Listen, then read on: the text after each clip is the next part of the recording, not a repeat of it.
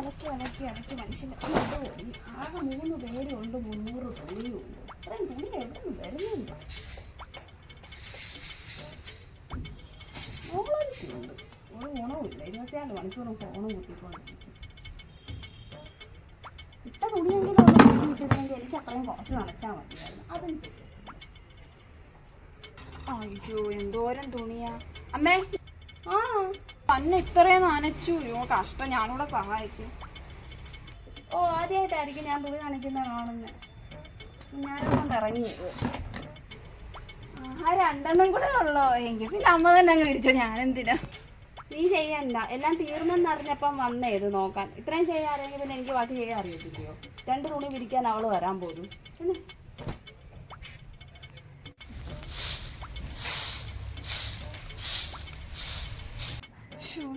എന്തോരം കഷ്ടപ്പാടാ. വീണ്ടും വന്നേക്കുന്നു. അപ്പോൾ എൻ്റെ പുറകെ തന്നെ നടക്കുവാണല്ലോ. എന്തോ ദുരുദ്ദേശമുണ്ട്. അമ്മേ ഇങ്ങനെ വന്നേരേ അമ്മേ, ബാക്കി ഞാൻ തൂക്കാം. നല്ല ചൂല് ഇട്ടിട്ടുണ്ട്. നല്ല വൃത്തിയായിട്ട് എല്ലായിടവും തൂത്തിട്ട് അങ്ങോട്ട് വാ കേട്ടോ. ആ അവിടെ ഇട്ടേരെ. വേണ്ടായിരുന്നു. ഉടനെ തന്നെ അമ്മ തരുമെന്ന് വിചാരിച്ചില്ല. അമ്മ ഇവിടെ മാത്രം തൂത്താ മതിയോ? അല്ലല്ല, എല്ലായിടവും തൂക്കണം. 4 വശവും നീ നല്ല വൃത്തിയായിട്ട് തൂക്കണം കേട്ടോ. ഇവിടെ എല്ലാവോ? ആ ആ എന്താ ഒക്കത്തില്ലേ? കഴിക്കാറായോ അമ്മ? തേങ്ങ തിരുമ്മി തരട്ടെ അമ്മേ? തേങ്ങ തിരുമ്മ അമ്മ പറയാൻ മോളെ, പറയുമ്പോ തിരുമ്മിയാ മതിയേ. തേങ്ങയൊക്കെ തിരുമ്മിക്കുന്നതിന് മുന്നേ അമ്മ ഒരു കാര്യം ചോദിക്കട്ടെ. എന്താ മോക്കിന്ന് ഭയങ്കര അധ്വാനശീലത്തിൽ ഇങ്ങനെ നിൽക്കുന്നേ? ഒന്നുമില്ല അമ്മ, പ്രത്യേകിച്ച് ഒന്നുമില്ല. അമ്മ എന്നും അങ്ങ് ജോലിയല്ലേ. ഇപ്പൊ എനിക്ക് പ്രത്യേകിച്ച് പണിയൊന്നും ഇല്ലല്ലോ. അപ്പൊ അമ്മേനെ ഹെൽപ്പ് ചെയ്യാന്ന് വെച്ചു. ഇപ്പൊ നിക്കറുകാരെന്നെ കൊണ്ടാ കഴിയിക്കുന്നത്. അവള് തുണി നനയ്ക്കുന്നു, തുണി നനയ്ക്കാൻ സഹായിക്കുന്നു, മിറ്റം തൂത്തുകരുന്നു, മിറ്റത്ത് ചൂലിയിരിക്കുന്നതും കണ്ടിട്ട് പോലും ഇല്ലാത്തവളാ. മോളെ കാര്യം പറഞ്ഞ എന്താ? ഇനി അത് കഴിഞ്ഞ് അമ്മ ജോലി ചെയ്യിപ്പിക്കാം. ഒന്നുമില്ലമ്മേ, ഈ അമ്മ എന്തൊരു കഷ്ടമായത്. ഞാൻ ആദ്യമായിട്ടല്ലല്ലോ എൻ്റെ മോളെ കാണുന്നത്. ഇപ്പോൾ കാര്യം പറഞ്ഞേ, അമ്മച്ചി കേൾക്കട്ടെ. അമ്മേ ഈ 2024 വരുവല്ലേ, പുതുവർഷം കടക്കുക. ഞാൻ വിചാരിച്ച അടുത്ത വർഷമെങ്കിലും ഒന്ന് നന്നാവാമെന്ന്. അപ്പൊ അതിൻ്റെതായ ഒരു പ്രാക്ടീസായത്. നന്നായി പറയാം. സത്യം പറയടി മര്യാദയ്ക്ക് അങ്ങോട്ട്. അമ്മ അത് പിന്നെ അമ്മ അതെ, നമ്മുടെ കോളേജിൽ നിന്ന് ടൂറ് പോകുന്നു. അപ്പൊ എല്ലാവരും ഉണ്ട്.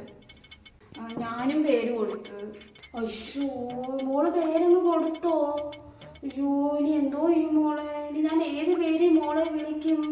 മോളുടെ പേരങ്ങ് ടീച്ചറുടെ കയ്യിലായി പോയോ? കഷ്ടമായി പോയല്ലോ മോളെ.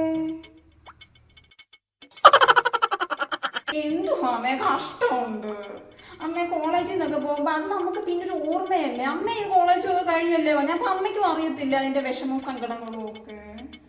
അമ്മ എന്നെ വിടൂ അമ്മ, ഞാൻ പേര് കൊടുത്തു. അമ്മയും കോളേജൊക്കെ കഴിഞ്ഞ് തന്നെ വന്നത്. അമ്മയും ഒരുപാട് ആടാനൊന്നും പോയില്ല, പഠിക്കാൻ പോയി, പഠിച്ചു, തിരിച്ചു വന്നു. ആവശ്യമുള്ളിടത്തെല്ലാം അച്ഛനും അമ്മയും കൊണ്ടുപോകുന്നുണ്ട്. കോളേജിൽ നിന്നുള്ള ആട്ടം വേണ്ട. കൊടുത്ത പേര് ഇനി തിരിച്ച് മേടിച്ചുകൊണ്ട് പോവാം കേട്ടല്ലോ. ടൂറിനൊന്നും ഇവിടെ ആരെയും വിടുന്നൊന്നുമില്ല. ഇനി പറഞ്ഞോണ്ട് വരണ്ട, സമ്മതിക്കത്തില്ല.